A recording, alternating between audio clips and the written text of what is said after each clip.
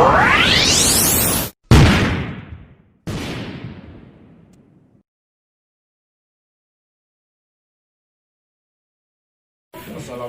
warahmatullahi wabarakatuh. Waalaikumsalam warahmatullahi wabarakatuh.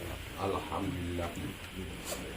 Wassalatu wassalamu ala rasulillah wa ala alihi wa sahbihi wa mawala.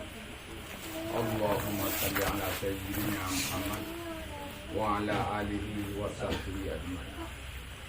Yang pertama-tama dan terutama sekali, mari saban-saban sama-sama akan serah diri kepada Allah Subhanahu wa taala, yang mana Allah memberi kepada kita rahmat dan berlimpah sehingga kita dapat dalam kapasitas guna hal lain tak sambung ataupun saya sedekah doa kepada unci kita yang ka awal dia di tengah kita selawat dan salam saban-saban sama-sama kita serahkan ke pangkuan Nabi besar Muhammad sallallahu alaihi wasallam kepada dan sahabat-sahabat beliau sekalian.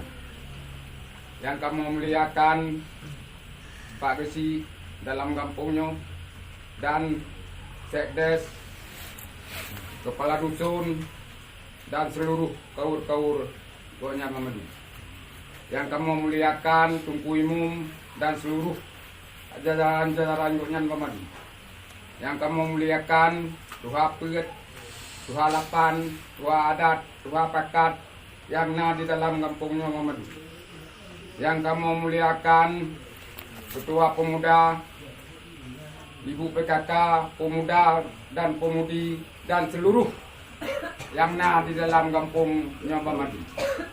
Yang istimewa saat ke ahli bait yang baru ditinggai le urung cik wanyan na yang kapadung urang kau likut nyopis nubi bertabah bersabar baik sering ingat-ingat le nyan adalah rela Allah Subhanahu wa taala. Jadi di sini di kamu opis hana panjang mukadimah ruh kamu kono hana lain hana bukan hanyalah sebagai sambungan daripada urang kampung kita nyawa yang kasalah siro ka gejak kedih baik tanyawa limbak malamnya kita nyawa kata jak kunjung keno guna hana lain sama-sama kita nyawa ya sedekah doa kepada urang cik Gonyan dan urang cik kita nyawa bersama.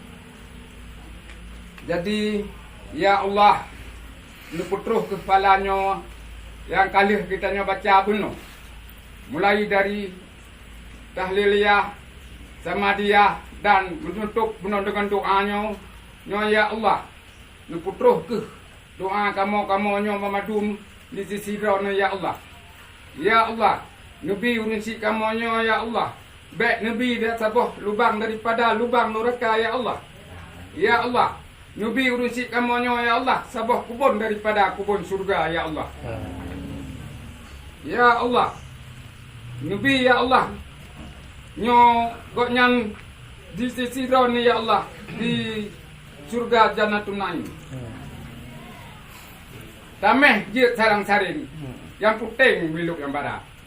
Sama dia tungku yang tak penting. Karena yang sering dia cara kirim doa. Jadi bak sama dia nyo ke tungku yang je madum tak kirim doa. Hana pula berjit mentang surat-surat Al-Fatihah mungkin palit nyokan dengan sama dia nyo dukuhan mungkin dia tak kirim doa.